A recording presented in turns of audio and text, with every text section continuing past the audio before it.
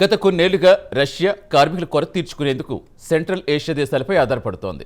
అయితే గత 4 నుంచి రష్యా ఉక్రెయిన్పై యుద్ధం ప్రారంభించిన తర్వాత దేశంలో కార్మికుల కొరత విపరీతంగా పెరిగిపోయింది. దీంతో ప్రపంచంలో అత్యంత జనాభా కలిగిన దేశాల నుంచి కార్మికులను దిగుమతి చేసుకోవాలనుకుంటోంది.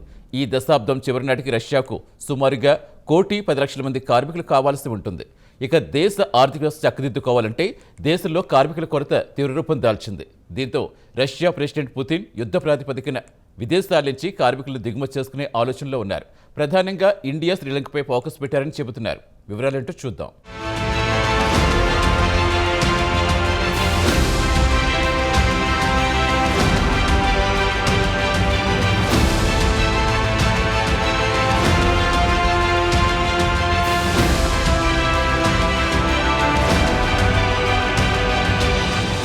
ఇండియాకు అత్యంత మిత్ర దేశం రష్యా. ప్రస్తుతం రష్యా యుక్రెయిన్పై యుద్ధం చేస్తున్న విషయం తెలిసిందే. ఈ యుద్ధంలో రష్యా లక్షలాది మంది సైనికుల్ని కోల్పోతోంది. దీంతో పుతిన్ మిత్రదేశాల నుంచి, ఉదాహరణకు ఉత్తర కొరియా నుంచి కిరాయికి సైనికుల్ని రప్పించి యుద్ధరంగంలోకి పంపుతున్నాడు. అలాగే జైళ్లల్లో మగ్గుతున్న కరుడుగట్టిన నేరస్తుల్ని కూడా శిక్షణ ఇప్పించి ఫ్రంట్ లైన్కు పంపుతున్నాడు. దేశంలో యువకులు కనిపిస్తే వారికి శిక్షణ ఇప్పించి యుద్ధానికి పంపుతున్నాడు. దీంతో రష్యాకు కార్మికుల కొరత తీవ్రంగా వేధిస్తోంది. ఏదైనా దేశం ఆర్థికంగా అభివృద్ధి చెందాలంటే కార్మికులపైనే ఆధారపడాల్సొస్తోంది. దీంతో రష్యా దక్షిణాసియా దేశాలపై ఆధారపడడం మొదలుపెట్టింది. ముఖ్యంగా ఇండియా, శ్రీలంక దేశాల నుంచి పెద్ద సంఖ్యలో కార్మికుల్ని రిక్రూట్ చేయాలనుకుంటోంది. ఇక తాజాగా బ్లూంబర్గ్ విడుదల చేసిన నివేదికలో Russia recruiters Sri Lanka, India, Bangladesh, China, మయన్మార్ల నుంచి పెద్ద సంఖ్యలో కార్మికుల్ని రిక్రూట్ చేసుకోవాలనుకునే ఆలోచనలో ఉన్నారని తెలిసింది. యుక్రెయిన్తో యుద్ధం కారణంగా గత దశాబ్ద కాలంగా ఎన్నడూ లేనంతగా కార్మికుల కొరతను ఎదుర్కొంటోంది మాస్కో. ఈ దశాబ్దం చివరి నాటికి సుమారు 1,10,00,000 మంది అదనంగా కార్మికులు కావాల్సొస్తోందని అంచనా. యుక్రెయిన్ యుద్ధంతో రష్యా ఆర్థిక వ్యవస్థ కూడా దారుణంగా చితికిపోయింది. ఇక ఆర్థిక వ్యవస్థను బలోపేతం చేయడానికి, కార్మికుల కొరతను తీర్చుకోవడానికి ఇతర దేశాల నుంచి రప్పించుకోవాల్సిన పరిస్థితి ఏర్పడింది. ఇక రష్యా వ్యూహాత్మకంగా శ్రీలంక నుంచి పెద్ద సంఖ్యలో కార్మికుల్ని రిక్రూట్ చేయాలనుకుంటోంది. ఏడాది సుమారు 3.5 లక్షల మంది విదేశీ కార్మికుల్ని తీసుకోవాలనుకుంటోంది. రష్యా అంతర్గత వ్యవహారాల మంత్రిత్వ శాఖ డేటా ప్రకారం గతేడాది సుమారు 2.4 లక్షల మందికి వర్క్ పర్మిట్ కూడా ఇచ్చింది.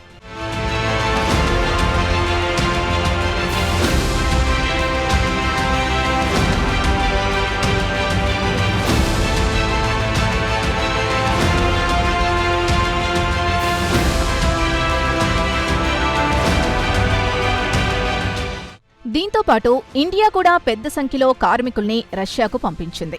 2021లో సుమారు 5,000 మందికి వర్క్ పర్మిట్ లభిస్తే గతేడాది చివరి నాటికి సుమారు 56,000 మందికి వర్క్ పర్మిట్ లభించింది. వర్క్ పర్మిట్ ద్వారా శ్రీలంక కూడా పెద్ద సంఖ్యలో లబ్ధి పొందింది. శ్రీలంక వృత్తి నైపుణ్యం కలిగిన కార్మికులతో పాటు సెమీ స్కిల్డ్ లేబర్ల సంఖ్య అత్యధికంగా ఉంది. మాస్కోకి చెందిన రిక్రూట్మెంట్ ఏజెన్సీలో ఇన్స్టిట్యూట్ శ్రీలంకలో పెద్ద ఎత్తున రిక్రూట్మెంట్ డ్రైవ్ కొనసాగించింది. ముఖ్యంగా నిర్మాణ రంగంతో పాటు లాజిస్టిక్ అంటే రవాణా రంగం, మున్సిపల్ సర్వీసెస్, ఉదాహరణకు శీతాకాలంలో మంచు విపరీతంగా కురుస్తూ ఉండడం వల్ల మంచు క్లీనింగ్ పనులు చేయాల్సి ఉంటుంది. రష్యాకు చెందిన యాజమాన్యాలు దక్షిణాసియాకు చెందిన కార్మికుల్ని రిక్రూట్ చేసుకోవడానికి అత్యధిక ప్రాధాన్యం ఇస్తున్నారు. తజికిస్తాన్, ఉజ్బెకిస్తాన్తో పోల్చుకుంటే దక్షిణాసియా దేశాలకు చెందిన వారిని ఎంపిక చేసిన రంగాల్లో రిక్రూట్ చేసుకోవడానికి ఆసక్తి కనబరుస్తున్నాయి. ఇక శ్రీలంక విషయానికి వస్తే ఆర్థికంగా బాగా చితికిపోయింది. విదేశీ మాదక ద్రవ్యం కూడా పూర్తిగా కరిగిపోయింది. ఇదే మంచి అవకాశంగా భావించి శ్రీలంక పెద్ద సంఖ్యలో రష్యాకు కార్మికుల్ని పంపుతోంది. అధికారిక గణాంకాల ప్రకారం చూస్తే 2025 రికార్డు స్థాయిలో 3.11 లక్షల మందిని శ్రీలంకకు పంపించింది. దీంతో శ్రీలంకకు గతేడాది విదేశీ రెమిటెన్స్ ఏకంగా $7.8 బిలియన్ చేరింది. దీంతో శ్రీలంక కరెన్సీ స్థిరపడింది. విదేశాల నుంచి దేశానికి కావలసిన అత్యవసర వస్తువుల్ని దిగుమతి చేసుకునే అవకాశం ఏర్పడింది. అయితే రష్యా మార్కెట్లో విదేశాల నుంచి వచ్చిన కార్మికుల వేతనాలకు రష్యా కార్మికులకు మధ్య వేతనాల్లో చాలా వ్యత్యాసం ఉంటుంది. ఒక పనిని రష్యా కార్మికుడికి అధిక వేతనం చెల్లిస్తే అదే విదేశాల నుంచి వచ్చిన కార్మికుడికి అతి తక్కువ వేతనం ఇచ్చి పని చేయించుకుంటున్నారు. అయితే రష్యాలో వాతావరణం అనుకూలించదు. అత్యంత గడ్డు పరిస్థితుల్లో పనిచేయాల్సి ఉంటుంది. రష్యాలో చలి విపరీతంగా ఉంటుంది. ఉష్ణోగ్రతలు -డిగ్రీలకు పడిపోతుంటుంది. శ్రీలంక అధికారులు ఈ ఏడాది కూడా సుమారు 3.5 లక్షల మందిని రష్యాకు పంపించాలనే ఆలోచనలో ఉంది. దీంతో ఆర్థికంగా లబ్ధి పొందవచ్చునని భావిస్తోంది. ఇక రష్యాకు చెందిన వెల్డింగ్ కంపెనీ చెన్నైలో ట్రైనింగ్ సెంటర్ ఏర్పాటు చేసి శిక్షణ ఇప్పించిన తర్వాత దక్షిణ భారతదేశం నుంచి కూడా రిక్రూట్ చేయాలనుకుంటోంది. రష్యాకు చెందిన ఇతర ఏజెన్సీలు క్రాష్ కోర్సులు పెట్టి శిక్షణ ఇప్పిస్తున్నాయి. రష్యా భాషపై వారికి శిక్షణ ఇప్పిస్తున్నాయి. వారికి హోటల్లో ఉద్యోగాలు ఇవ్వడానికి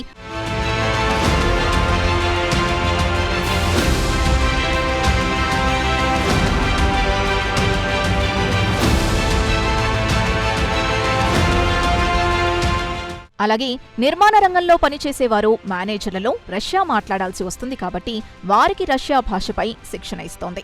ఇండియా నుంచి కూడా పెద్ద సంఖ్యలో కార్మికుల్ని రిక్రూట్ చేయాలనుకుంటోందని ముంబైకి చెందిన అంబే ఇంటర్నేషనల్ డైరెక్టర్ అమిత్ సక్సేనా తెలిపారు.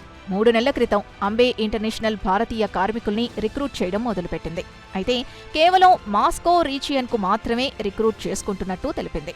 అయితే ప్రస్తుతం రష్యాలోని సుదూర ప్రాంతాలైన వ్లాడివోస్టాక్, సఖాలిన్ ద్వీపానికి కూడా ఉద్యోగుల్ని రిక్రూట్ చేసుకుంటున్నామని తెలిపింది.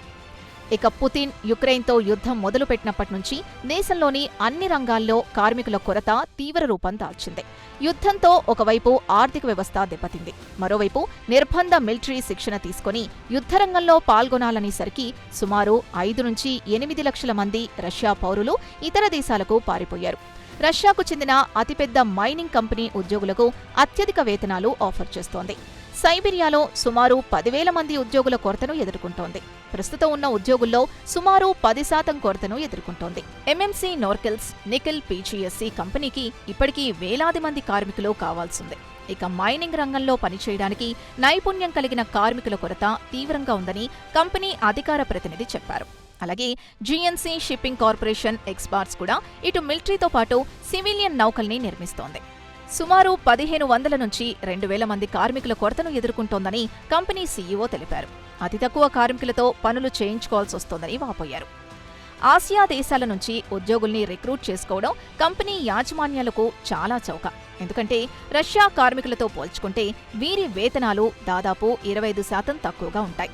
ఉదాహరణకు ఇండియాకు చెందిన ఎలక్ట్రీషియన్ను తీసుకుంటే రష్యా ఎలక్ట్రీషియన్తో పోల్చుకుంటే 25% తక్కువ వేతనం సంపాదిస్తాడు. ఇదే పరిస్థితి గల్ఫ్ దేశాల్లో కనిపిస్తోంది. ఇక కార్మికుల కొరతను తగ్గించుకోవడానికి రష్యా ఉత్తర కొరియా నుంచి కూడా కార్మికుల్ని దిగుమతి చేసుకోవాలనుకుంటోంది. 2022 నుంచి ఉత్తర కొరియా నుంచి కూడా పెద్ద సంఖ్యలో కార్మికులు రావడం మొదలుపెట్టారు. అలాగే చాలా మంది స్టూడెంట్ వీసాలపై ఇక్కడికొస్తూ ఉంటారు. రష్యా విదేశాంగ మంత్రిత్వ శాఖ సమాచారం ప్రకారం రష్యాకు చెందిన కన్స్ట్రక్షన్ సైట్లలో గతేడాది చివరి నాటికి ఉత్తర కొరియా కార్మికులు సుమారు 50,000 మంది పనిచేస్తున్నారని రష్యా మీడియాలో వార్తలొచ్చాయి. పుతిన్, ఉత్తర Korea president Kim Jong Un మంచి మిత్రులు కూడా. మొత్తానికి చూస్తే రష్యా రిక్రూట్మెంట్ వల్ల శ్రీలంక మాత్రం బాగా లబ్ధి పొందిందని చెప్పుకోవచ్చు. ఎందుకంటే విదేశీ మారక ద్రవ్యం పూర్తిగా కరిగిపోయిన ఈ తరుణంలో రష్యా నుంచి ఆఫర్ రావడంతో ఆర్థికంగా కాస్తైనా బలపడ్డానికి అవకాశం ఏర్పడుతుంది. మిగిలిన దేశాలు కూడా ఆర్థికంగా బలపడ్డానికి అవకాశం చిక్కింది. ప్రస్తుతం రష్యాలో జనాభా కూడా గణనీయంగా తగ్గిన తరుణంలో ఇతర దేశాల నుంచి కార్మికుల్ని రప్పించుకోవాల్సిన పరిస్థితి ఏర్పడింది.